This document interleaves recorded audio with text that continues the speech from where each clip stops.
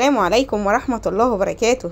بسم الله والصلاة والسلام على رسول الله. ازيكم يا متابعيني الحلوين، عاملين ايه؟ يا رب تكونوا بخير وبصحة وبسعادة دايما يا رب.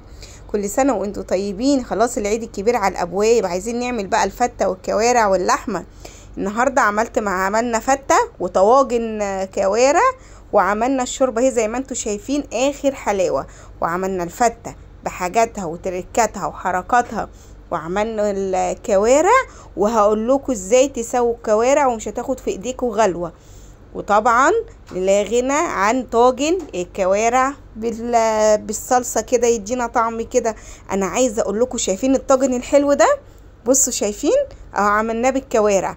عايزه اقول لكم طعمه جميل جدا وفي حته تانية خالص. تعالوا بقى نشوف هنعمل الحاجات الحلوه دي ازاي واوريكم هنعمل ايه. بصوا زي ما انتم شايفين كده الشوربه بالكوارع. انا طبعا بقطع فيها الكوارع حتت صغيره علشان خاطر اللي بيشرب الشوربه. في ناس بتحب الكوارع متقطعه كده في الطاجن، وفي ناس بتحبها صحيحه، وفي ناس بتحبها بشوربه. عامه احنا رضينا جميع الاطراف. طبعا انا معايا هنا كارع بتلو او كندوز، الاتنين بياخدوه سوا.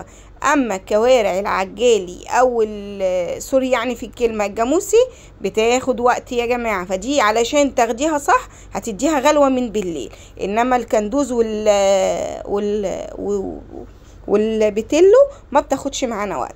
زي ما انتم شايفين كده هنقول بسم الله، اللهم صل وسلم وبارك على نبينا محمد وعلى اله واصحابه اجمعين. صلوا على النبي يا جماعه، وصلوا على النبي في الكومنتات. يسعدني قوي ان انتم بتصلوا على النبي معايا في الكومنتات. زي ما انتم شايفين كده انا حطيت معلقتين من الزبده.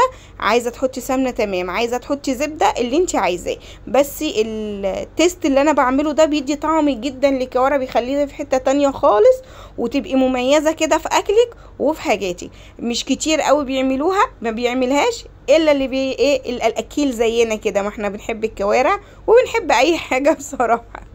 زي ما انت شايفه كده انا بديها بس صدمه كده، بدي كوارع صدمه كده بحته الزبده، وبنزل وبقعد اشوحها كده تشويحه كده خفيفه، بحيث ان لونها معايا يغير. بس الاول يا جماعه تكونوا غاسلين الكوارع ونقعينهم في ميه وخل وملح وليمون علشان خاطر الزفاره. بتنقعيهم فتره بيقعدوا ساعتين، وبتبتدي بقى ان انت تتعاملي معاه. زي ما انتم شايفين كده انا كنت موريها لكم، انا الجزار منضفها لي بصراحه ربنا يبارك له، ومخليها لي زي الفل، وهو كمان اللي مقطعها. فزي ما انتوا شايفين كده بتتقطع بالطريقه دي او ايا كانت، بس هو لازم تحرصي ان هو يقطعها لك كويس ويكون منضفها ويكون مخليها زي الفل. زي ما انت شايفه كده هننزل بالورق اللوري، وهنزل بقى عليه بشويه توابل كده بتاعتنا كده، اللي هو قرفه، حبهان، ورق لوري، اللي متاح عندك جنزبيل فريش تمام، عندي اللي متاح عندك. وطبعا هخرط بقى البصلايه هنا. عايزه البصلايه نديها كده تخريطه كده وتشويحه كده، بتخليها طعمها تحفه. بصي التيست اللي انا بعمله ده والتشويحه دي بتخلي طعم الكوارع تبقي مميزه في اكلك وفي كل شيء. والله هتجربوها وهتكتبوا لي في التعليقات. تسلم ايدك يا اسماء. زي ما انتم شايفين كده انا هبتدي اقطع عليها بصلايه تاني علشان تديها كده طعم حلو كده جميل معانا. ونبتدي بقى بعد ما اتشوحت خلاص وبقت كويسه هنزل عليها بالميه. مش هحط ملح، انا ما حطيتش ملح. الملح يا جماعه بيخلي سواء في اللحمه او في الكوارع بيغيب في السوا. طب انا هحط ملح امتى؟ اول ما يبتدي يخش في نص السوا كده، نص ما تحس ان الكرع قرب خلاص هيستوي. زي ما انت شايفه كده انا نزلت بالمرقه الدجاج وبالمكعب مرقه الدجاج وباللحمه بالملح. معلش انا اسفه. طب تعالوا بقى نسيبها بقى تستوي كده مع نفسها، وتعالوا نعمل شويه الرز كده بتوع الفته الحلوين كده اللي انا مشهوره بيه، اللي بعمل من تحت زي فوق.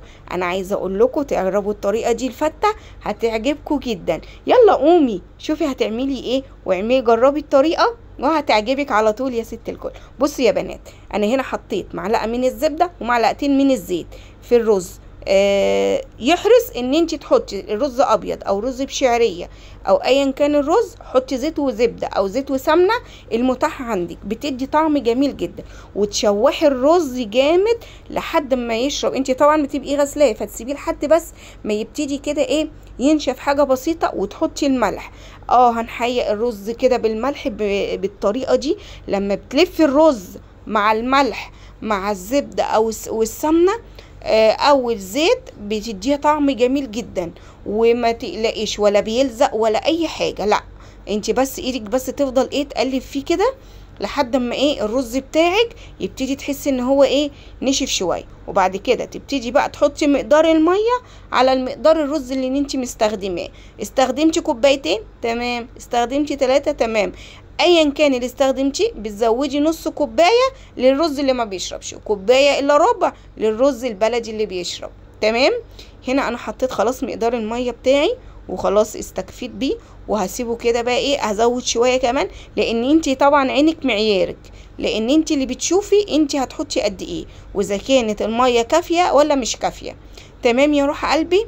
كده احنا خلصنا الرز، فاضل نعمل شويه الصلصه الحلوين بقى اللي ريحتها بتبقى جايبه اخر الدنيا. هنا برضو استخدمت زبده صفرة زي ما انتوا شايفين، وهنحط عليهم معلقتين من الزيت. انا دايما بحب استخدم الزبده الصفراء او الزبده الدهن الحيوانيه، لانها بتبقى خفيفه علينا، وبرضو والسمنه برضو حلوه، يعني اللي انت مقدارك او تقدري عليه. تمام. هنا هنزل بقى بمعلقه من الثوم المفروم. هنبتدي بقى نعمل الصلصه الصح زي ما انت شايفه كده. هننزل بمعلقه الثوم المفروم، ما بتحطيش اي حاجه، وتفضلي بقى تقلبي فيها كده لما تحسي ان هي ابتدت تحمر معاكي وابتدت تاخد اللون اللي هو الذهبي دوت. بصوا زي ما انتوا شايفين كده ابتدت هي تاخد معايا اللون الذهبي. هنزل بمكعب ماجي ان انا ادوبه كده مع السمنه، وبعد كده نقطه شويه الخل، 3 معالق خل 4 معالق خل زي ما انتوا شايفين كده. انا عايزه اقول لكم الصدمه دي او الطشه دي بتقلب الشقه وبتخلي ريحتها جميله. طبعا دي الصلصه اللي انا عملتها معاكم ونزلتها وقلت لكم عشان العيد وكل سنه وانتوا طيبين. انا هنا عملت الصلصه وزي ما انتوا شايفين انا بحطها، وطبعا هستخدمها للكوارع. الصلصه دي هنعمل منها طاجن الكوارع وهنعمل منها للفتة. صلوا على النبي يا جماعه، اللهم صل وسلم وبارك على حبيبي محمد وعلى اله واصحابه اجمعين. زي ما انتوا شايفين كده انا الصلصه معايا هي خلاص خلصت. هنزل بقى عليهم معلقتين الشوربه بقى من الكوارع، هيخلوها في حته تانية خالص، لان شوربه الكوارع طبعا مظبطينها ومخليينها وحاطين لها التوابل المظبوطه دي، برضو هتدي تيست حلو قوي مع الصلصه بتاعه الفتة. انا هنا مش عامله لها الطشه ام خل وثوم، لان انا هعملها بطريقه تانية خالص، طريقه سهله وبسيطه وفي نفس الوقت هتوصلي لنفس نتيجه الفته ام خل وثوم، اللي برضو ريحتها تخليها تجيب اخر الشارع معاكي وتخليكي مميزه. زي ما انت شايفه كده الكوارع بتاعتنا هي انا بقطعها صغير طبعا، ومعايا الطواجن، لان احنا هنا احنا عامه منقسمين الى فريقين، فريق بيحب بالشوربه وفريق بيحب طواجن، فلازم نرضي طبعا جميع الاطراف. زي ما انتوا شايفين كده انا هنا هنزل بالطاجن الاول، وهنا هعمل الطاجن التاني. زي ما انتوا شايفين نفس الصلصه بتاعتنا اللي احنا عملناها للفته. تنفع تنفع، طعمها بيبقى جميل جدا، واحنا حاطين لها خل وثوم وحاطين لها كل حاجه. زي ما انتوا شايفين كده هزوده ب3 معالق من الشوربه او كبشه شوربه كده حلوه من الكوارع، وندخليه بقى الشوايه. هو في كل حاجه. تعالوا بقى نعمل الفته الجميله الرائعه اللي انا برضو مشهوره بعملها دايما لاخواتي والحبايبي في العقيقه او اي حاجه. دايما مشهوره ان انا اعمل الفته دي لان انا مميزه فيها. بعملها ميكس جميل زي ما انت شايفه، بحط معلقتين زيت ومعلقه زبده واشوح العيش. لازم تشوحي العيش. هتقولي طب احنا بنحطه في الفرن، ما بيديش التست ده، ما بيديش الطعم ده، لا هو مش هياخد في ايدك ثواني، بس اللي انا عايزه اقوله لك ايدك ما تتشالش من عليه، تفضلي تقلبي فيه علشان ما يتحرقش ويبقى لونه ذهبي. طب انا حطيت حطيت معلقه ثوم مهروس. لما ابتديت احس ان العيش معايا نشف وابتدى ياخد اللون الذهبي اللي انتوا شايفينه ده، انزل بمعلقه الثوم. وافضل اشوح فيه. طب ما تحطيش التوم في الاول علشان خاطر ما يتحرقش منك وتخلي العيش يتحرق ويبقى طعم التوم محروق وايه وينزع الصلصه الفته بتاعتك. انا هنا نزلت بمعلقه من الفلفل الاسود بصي بحط فلفل اسود وببهر العيش، لان العيش نفسه لما بيتبهر بتحطي له التوابل بتاعتك الحلوه يا ست كله، زودي زي ما انت عايزه. انا بعمل زي ما الاولاد عندي ما بياكلوا، عايز تحطي ال7 بهارات اللي انت عايزه تحطيه حطيه، بس انا بكتفي بمرقه الدجاج وبشويه الفلفل الاسود وبفضل اقلب فيه زي ما انتم شايفين كده. ايدي مش بتتشال من عليه. فته بالطريقه دي. كل سنه وانتم طيبين، خلاص العيد الكبير على الابواب، والفته والرقاق وكل حاجه. طبعا هنعمل حلقه خاصه للرقاق هعمله معاكم واوريكم انا بعمله ازاي بالطريقه بتاعتي السهله البسيطه. زي ما انت شايفه كده يا ست الكل، الرز العيش سوري انا اسفه مصره على الرز. العيش معايا خلاص اهو زي ما انت شايفه اتكرمل خالص، ابتدى بقى ايه يخش في مرحله ان هو خلاص كده لازم ننزل له نحط له الخل، وبعد كده نحط له الشوربه زي ما انتم شايفين اهي. نص كوبايه خل. انا مزوده هنا الخل شويه لان الشهقه بتاعت الخل او الطشه بتاعت الخل على العيش بتخلي العيش في حته تانية خالص، ولان انا عامله كميه فاللي حاطه نص كوبايه، لكن انت ممكن تكتفي ب3 معالق او 4 معالق خل زي ما انت شايفه اهو. طبعا ايدي ما تشالتش من العيش خالص، لازم ايدك تقعد تلف كده في العيش علشان ما يتحرقش ولا يتحرق منك في الصينيه، سواء تيفال او ألمونيا او ايا كان الصينيه اللي انت بتستخدميها. تمام زي ما انت شايفه كده انا بفضل اقلب فيه اهو. بسم الله ما شاء الله، صلوا على النبي يا جماعه. اللهم صل وسلم وبارك على حبيبي محمد وعلى اله واصحابه اجمعين. زي ما انتم شايفين الطشه نزلت، عايزه اقول لكم قلبت ريحه المطبخ، جميله جميله. هنا بقى هنزل بقى بمعلقه صلصه عشان نحمر بقى العيش بقى ايه. بصوا شايفين التريكات والحركات، الطريقه دي في الفته والله العظيم جميله جدا جدا جدا. واكتبوا لي في التعليقات انتوا بتتابعوني من انهي بلد، وكمان الطريقه بتاعتكم ازاي، ويشرفني ويسعدني انكم تدوني طريقه تانية ونجربها مع بعض. ربنا يحسن ما بين ايدينا جميعا يا رب. زي ما انتوا شايفين كده حطوا بقى لايك. انا عملت لكم الفته والكوارع والصلصه وعملت لكم حاجات حلوه. شايفين الشوربه حلوه ازاي؟ طب بالله عليكم الشوربه دي مش تستاهل بقى تعليق حلو من ايديكم وتستاهل لايك حلو كده من ايديكم؟ حطي لايك. احنا والله بنتعب في الفيديوهات دي وبيسعدنا جدا ان انتوا تتفرجوا علينا وتحطوا لنا لايك، ده دعمكم لينا، احنا كلنا اسره مع بعض. زي ما انتوا شايفين كده انا هنزل بقى ايه اظبط كده صينيه الفته بتاعتي. عايز تحطيها في صينيه ألمونيا تمام، او زي ما انا ما بعمل كده اللي متاح عندك. احنا بنحب رق رز، رق فته، رق سوري، رق رز، رق عيش، رق رز. شوفي برضو انت بتحبي عايزه تحطي في ناس بتعملها عيش وثم رز فوقيها والصلصه وخلاص. لا احنا بنحب نعملها بالطريقه دي، والطريقه دي جربوها هتبقي احسن واحده واشطر واحده وهتعجبكم ان شاء الله.